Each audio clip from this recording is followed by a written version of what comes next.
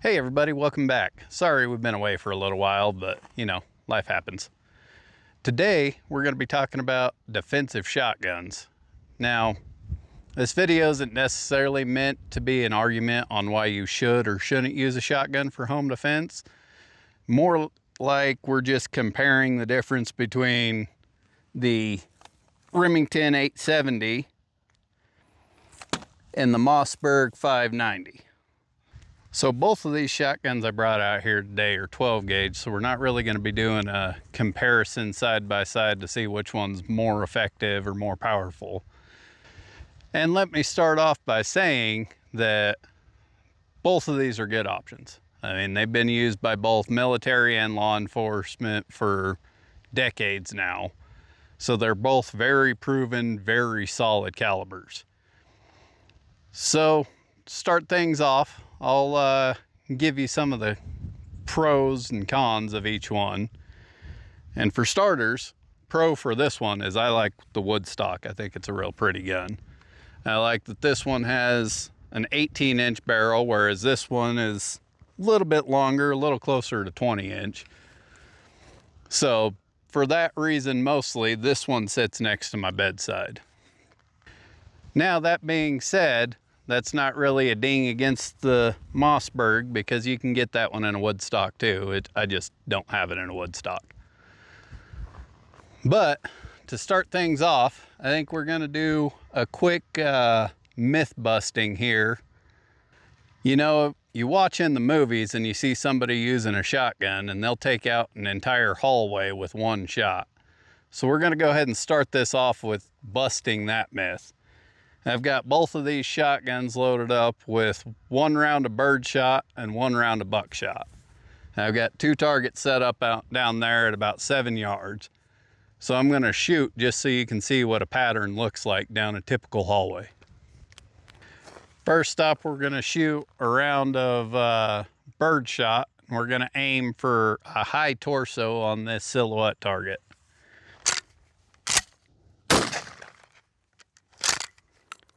Now buckshot, and we're gonna shoot just below that. Let's see if this one does any different.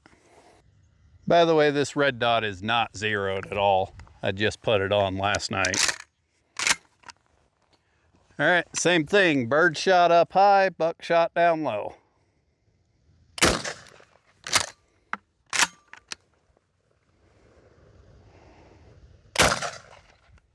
Let's go see what our target looks like. So this target right here was from our Remington, and this one was from our Mossberg. As you can see, at 7 yards, you're well within a human-sized silhouette. I picked 7 yards because, I don't know about you guys, I don't live in a mansion or anything. So the absolute farthest shot that I could make in my house is about 7 yards. I feel like that's pretty typical. But as you can see, we've got this right here is from our wad, so ignore that. But most of our birdshot is contained right here in the A zone. And then all of our buckshot is right around in here, which my aim point was right here, so. And we got all 9 pellets right in there. Come over to this one. And like I said when I started, that red dot was not zeroed. So my hold point was actually right here for my birdshot and, well, slightly off. But either way, we've got all of our shot from both the buckshot and the birdshot right here in the silhouette. So I'd say that that's pretty effective. All right, so now let's go ahead and test out how accurate these are with slugs. They're both smooth bore. They don't have a rifled barrel, so it's not like you'd really want to go deer hunting with this, but you can put slugs through it because they both got the cylinder choke. Okay, we're gonna do the same thing. This time I'm gonna see if I can't squeeze out a headshot with this unzeroed red dot.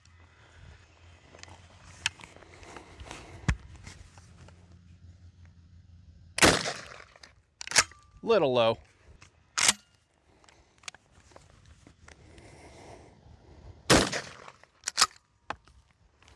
a little high, but both good headshots. So here's our Remington target. Here's our Mossberg target. You can see, even though it's not zeroed at all, it doesn't really matter at 7 yards.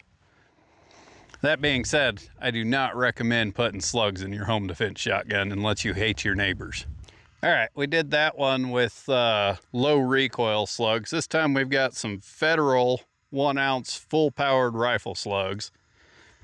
Let's shoot them real quick and see if we have about the same result.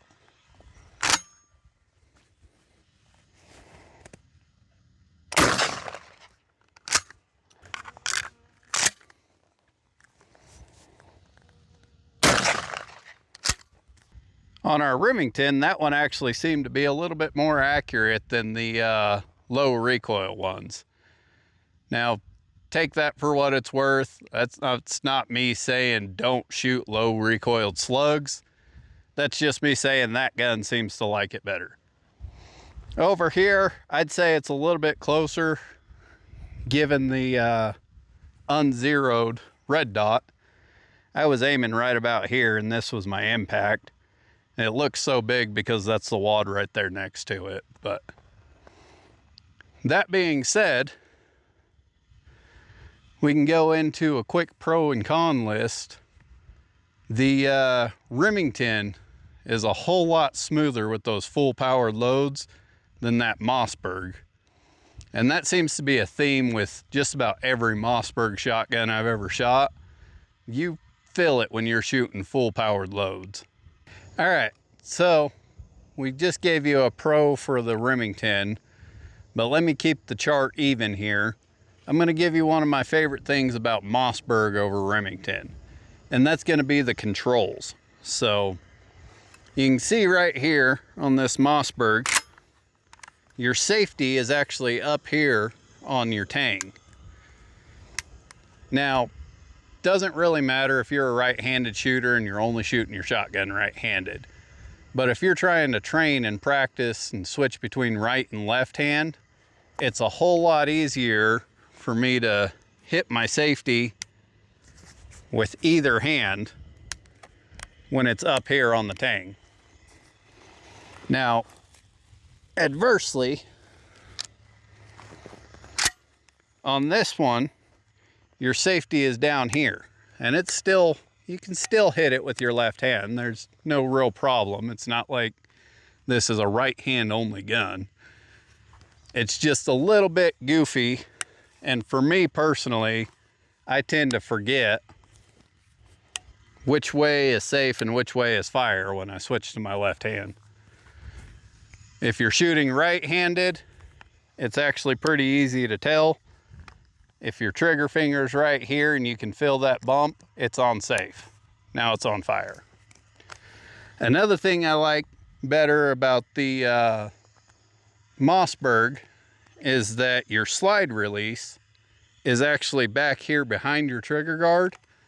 So you can actually hit it when you're holding it like this with your right knuckle. Whereas this one, you have to pull your finger completely away from the trigger guard and go in front of the trigger guard. And that releases your slide.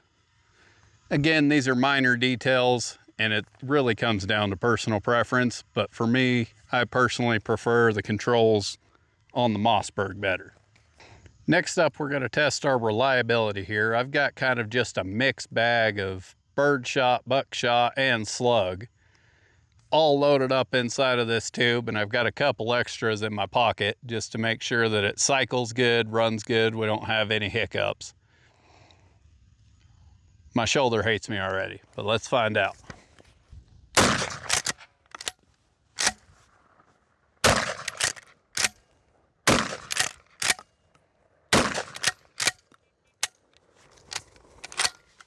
Someone wasn't counting.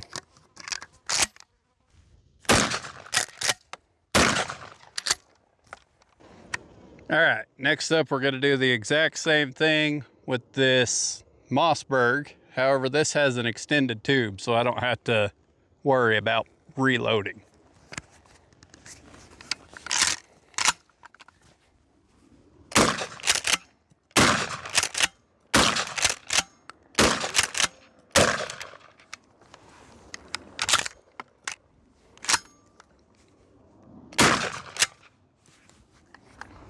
All right, so after watching that, we discovered that both of these shotguns did not like the Fiocchi buckshot. So I'm gonna have to do a little bit more playing around with that stuff and see if it's the ammo itself that's the problem or if it's the shotguns just don't like it. Another thing, this wasn't really meant to be a review for shotgun cards, but these little PVC Amazon shotgun cards, the Velcro sticky part on them kind of sucks. I'm always losing this Velcro. But as far as holding the shotgun shells in place, they're about the best ones that I've tested. And I always like to kind of get a fat piece of Velcro to put onto the shotgun. And then, yeah, these things are awesome. But that being said, to actually get down to it, between the two shotguns, I don't think you're gonna go wrong with either one. One last pro for the Mossberg over the Remington is the Mossberg you can find on a shelf anywhere you go. And if for some reason you can't find the Mossberg, you can find the Maverick 88, which is just kind of a Mossberg's own knockoff of their 590s. I will warn you though, those do tend to recoil a little bit heavier than even the Mossbergs do.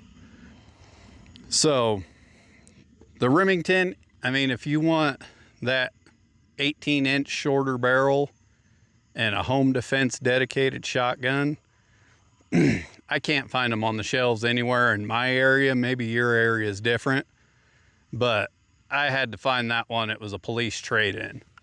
Now to flip the script the other way and give a pro to the Remington over the Mossberg, if you're looking to change out your sights from just this basic bead, I'm going to tell you, you're going to have a whole lot better luck actually finding aftermarket parts for this Remington than you will for that Mossberg.